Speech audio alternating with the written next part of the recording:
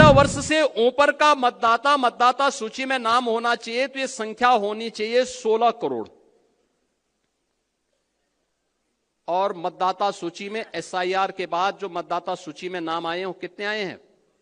12 करोड़। मैं अभी गया था एक जनपद में, वहां की मतदाता सूची में जो एसआईआर के फॉर्म भरे हैं बहुत सारी विरोधियों ने, उसमें कुछ बांग्लादेशियों के भी नाम है। एक सज्जन का नाम था, उसकी उम्र 20 साल, उसके पिता की उम्र 30 साल और उसके ग्रैंडफादर की उम्र 40 साल।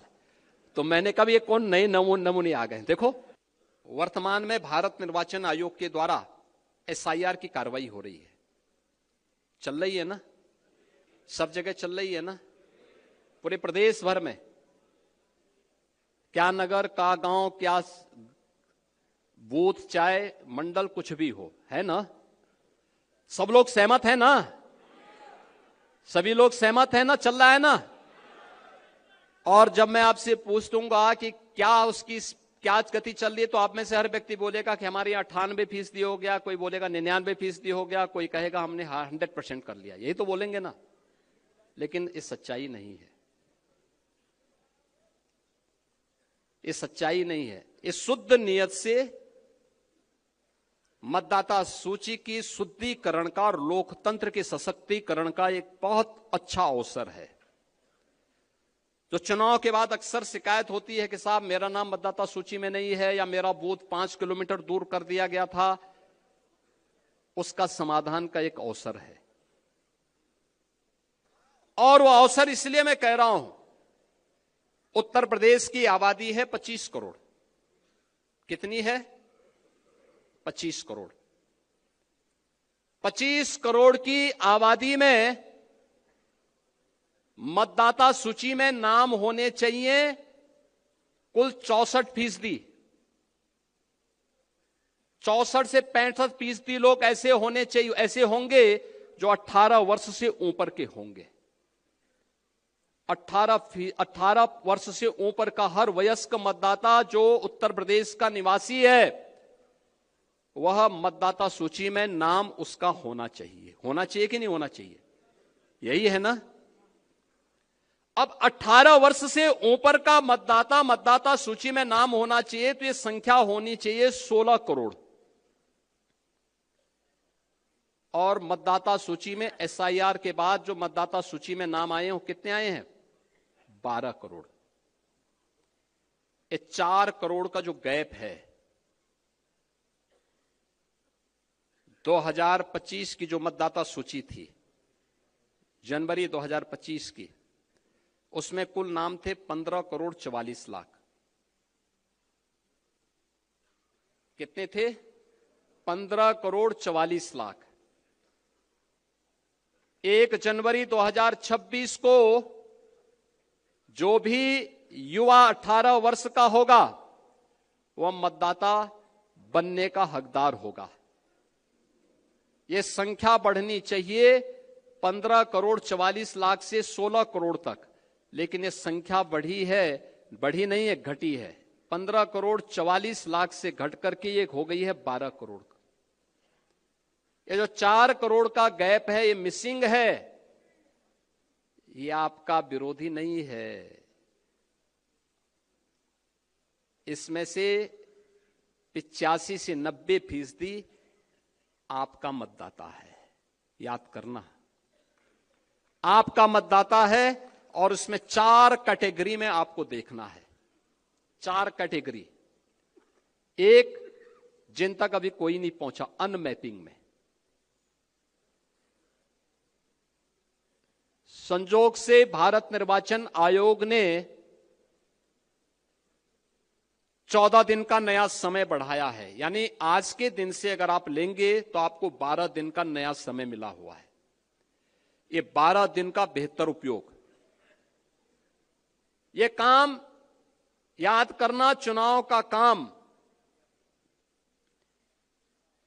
चुनाव का परिणाम विधानसभा में, लोकसभा में आता है, लेकिन चुनाव लड़ा जाता है बूथ पे, जिसके लिए प्रधानमंत्री जी कहते हैं कि बूथ यानी मेरा बूथ सबसे। मेरा बूथ सबसे, क्योंकि लड़ाई बूथ पे होती है, इसलिए वो मजबूत होना चाहिए। होना चाहिए कि नहीं होना चाहिए? अब मैं आप सबसे कहूंगा, अब ड्राफ्ट सूची आ रही है आपके पास, आने लग गई, उसकी नकल मिलने लग गई, उसका एक बार अवलोकन कर लीजिए। और ये बूथ पर वो कोई भी पदाधिकारी, राष्ट्रीय पदाधिकारी हो, प्रदेश का हो, क्षेत्र का हो, जिले का हो, मंडल का हो, शक्ति केंद्र का हो, ये सभी लोग अपने बूथ की मतदाता सूची को एक साथ मिलकर के अवलोकन करें। एक बूथ पे बहुत होंगे, 250 से लेकर 250 तक घर होंगे। आसानी से वहां का कार्यकर्ता ये देख सकता है कि कौन छूटा है, कौन फर्जी है, कौन मृतक है, कौन शिफ्टेड है और कौन यहां से जा चुका है। ये सब कुछ जानकारी ले सकते हैं। 4 कॉलम आपको मिलेंगे इसमें, एक अनलैपिंग का, एक मृतक का, एक अनुपस्थित यानी एब्सेंट का और एक शिफ्टेड का। कौन कौन शिफ्ट हो चुका है, इसकी भी सूची होगी। उन नामों को अवलोकन कर लीजिए।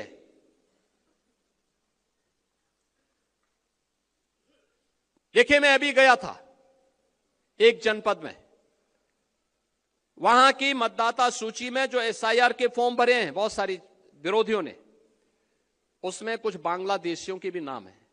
आप मुझे बताइए, एक जगह तो यह भी मैंने देखा, एक सज्जन का नाम था, उसकी उम्र 20 साल, उसके पिता की उम्र 30 साल और उसके ग्रैंडफादर की उम्र 40 साल। तो मैंने कहा ये कौन नए नमूने आ गए। देखो, आप जब देखेंगे तब आप मुझे बताइए, 10 साल की उम्र में किसी का बच्चा होगा क्या? लेकिन यह भी फॉर्म भरा गया है। यानी बेटे की उम्र 20 साल, बाप की उम्र 30 साल और उसके ग्रैंडफादर की उम्र 40 साल। तो मैंने कहा तब तो ये कई पीढ़ियां देख चुके होंगे भाई। आप मुझे बताओ, अगर सबसे बड़ा व्यक्ति 90 साल का होगा तो इताई उससे पहले तो कई पीढ़ियां होंगी। वो तो पूरा गांव ही एक परिवार बसा देगा, एक ही परिवार गांव बसा देगा। हमें इस समय उसको देखना होगा। ये भी फर्जी हुआ है। नाम कहां से? पश्चिमी, यानी उसमें दिनेजाकपुर, नौगांव असम, और मतदाता बने हैं संभल में। क्या मतलब है?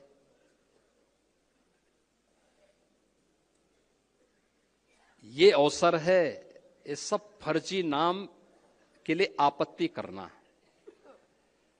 हर बूथ से आपत्ति दर्ज होनी चाहिए फर्जी नामों के लिए।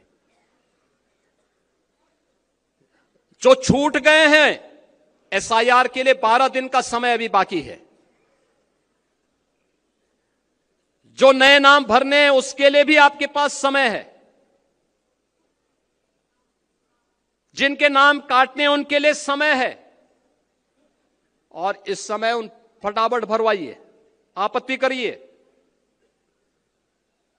ये इसलिए आवश्यक है कि चुनाव में आपकी मेहनत 3/4 इस एसआईआर की सूची रिफाइंड हो जाएगी।